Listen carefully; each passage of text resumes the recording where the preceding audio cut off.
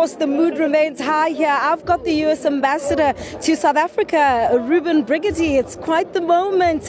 We were joking off air. You're still in the country. It's a beautiful day in South Africa. It absolutely is. And we saw the statement from U.S. President Joe Biden congratulating President Cyril Ramaphosa, but perhaps to drive the point about the significance of this moment where a former liberation movement is no longer has political hegemony, but still South Africa has risen. Well, first of all, this is an historic moment for South Africa, for the people of South Africa, and for South African democracy. You know, the real test of any democracy is when the voters choose to change political leadership, and the political parties respect that choice. And I think the ANC deserves enormous credit for respecting the voice of the voters, and also, as expected, for upholding constitutional democracy. So this is a fantastic moment, not only for South African democracy, but indeed for democracy around the world. Well, for the diplomatic corps, what is your interpretation of events?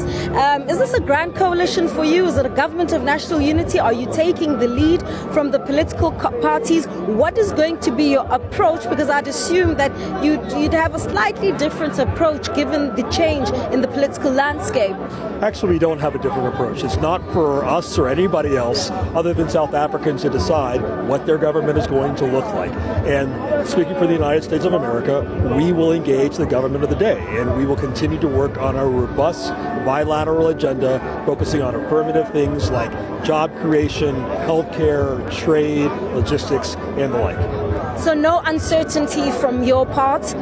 I think there certainly is uncertainty until a cabinet is named, but we can live with uncertainty for a couple of days until the president makes his decision. And when the president makes his decision, we will engage accordingly.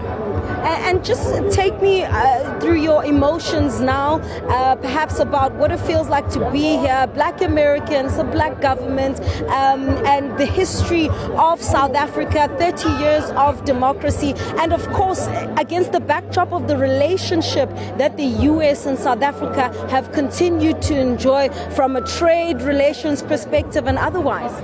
The anti-apartheid struggle will forever be remembered as one of the great human rights struggles, victorious struggles in all of human history. And to be here on the 30th anniversary of Nelson Mandela taking his oath of office 30 years ago is extraordinary. And in fact, given that history, that is why we've launched this initiative called Atlanta Pambili, which is meant to use the city of Atlanta, which is the birthplace of the American civil rights movement that has close ties to the anti-apartheid struggle, as an anchor to advance the affirmative agenda on all these things we've talked about with South Africa. And as we see the 7th administration take form, we are very excited to concretize this particular aspect of Atlanta Pambili as a focal point of our bilateral relationship.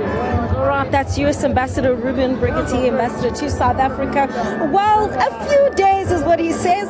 That's how much they can deal with the uncertainty. Of course, there's no time limitation insofar as how long the president is allowed to take in terms of constituting that cabinet. Several dynamics, Iman, that need to be taken into consideration. Dynamics that I'm sure presidents before President Cyril Ramaphosa had to, President-elect rather, Ramaphosa had to take into consideration. It's the members of that government of national unity.